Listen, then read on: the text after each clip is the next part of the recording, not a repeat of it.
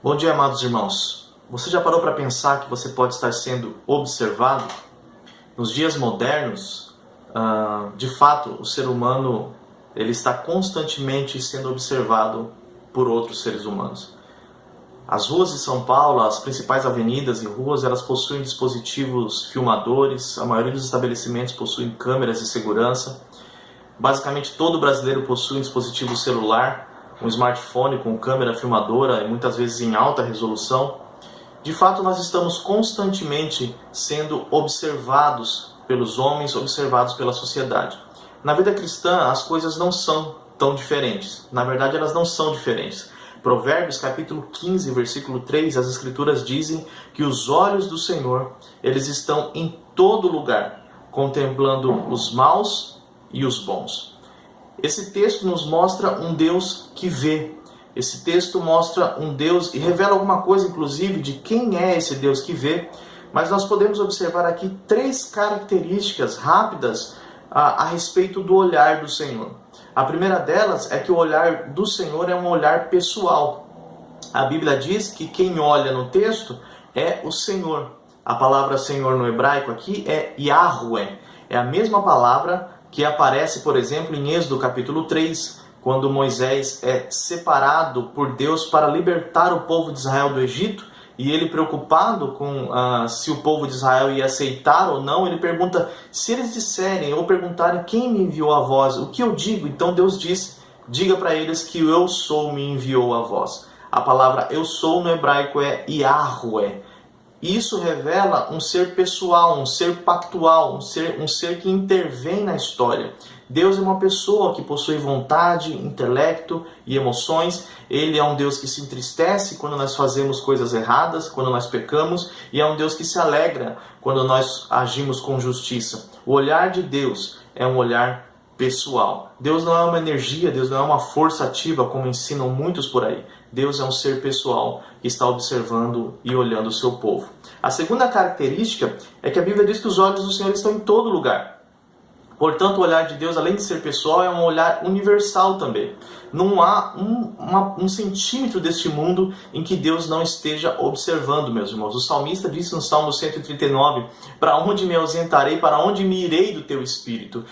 No mais profundo mar, nos mais altos céus, não importa onde nós estejamos, Deus está olhando a cada um de nós. Ele é um Deus que vê, Ele vê todos os homens, Ele vê toda a sua criação, Ele vê toda a sua criatura.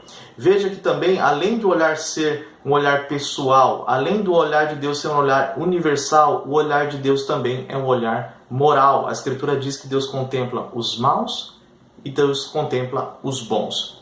Há um aspecto positivo e um aspecto negativo dessa característica do olhar de Deus. Deus, ele vê quando nós acertamos, isso deve trazer conforto para o nosso coração. Deus vê, por exemplo, como Jesus nos ensinou a respeito da oração, que quando nós fechamos a porta do quarto, o Pai que vê em secreto, ele ouve as nossas orações.